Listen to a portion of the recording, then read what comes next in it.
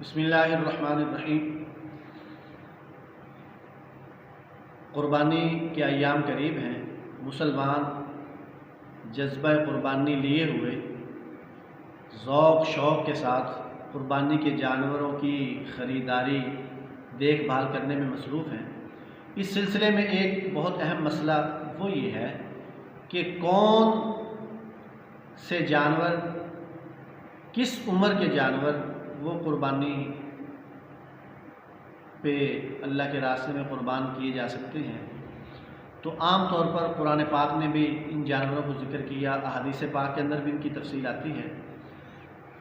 تو عمروں کی بات آج کریں گے، باقی انشاءاللہ تعالیٰ ان کے عیب اور باقی چیزیں بعد میں ذکر کریں گے۔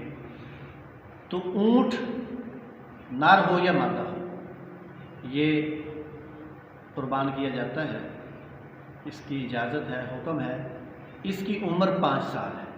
5 سال سے کم کا جو اونٹ ہے اس کی قربانی ادا نہیں ہوتی، 5 سال یا اس سے بڑا جتنا بھی ہو۔ اسی طرح جو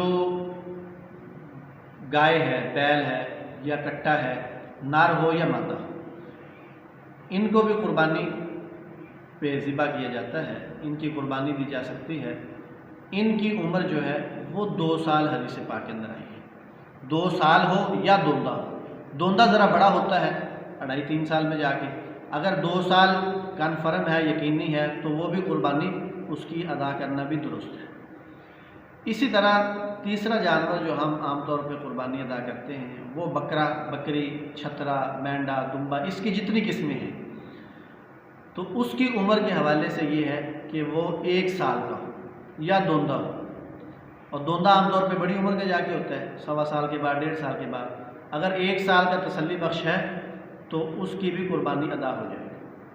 البتہ جو دمبا ہے، چھترا ہے، اس کے متعلق علماء اکرام کی ایک رائے یہ موجود ہے احادیث مبارکہ کی روشنی میں کہ اگر کوئی 6 ماہ سے بڑا ہو، سال سے بے شک کم ہو، اور وہ صحت مند ہو، موٹا تازہ ہو، اور سال بھر کے چھتروں میں، دمبوں میں پھرتا ہوا ایسے لگے جیسے یہ اتنا ہی ہے، سال کا ہی ہے، تو اس کی قربانی سال سے کم کی بھی دی جا سکتی ہے۔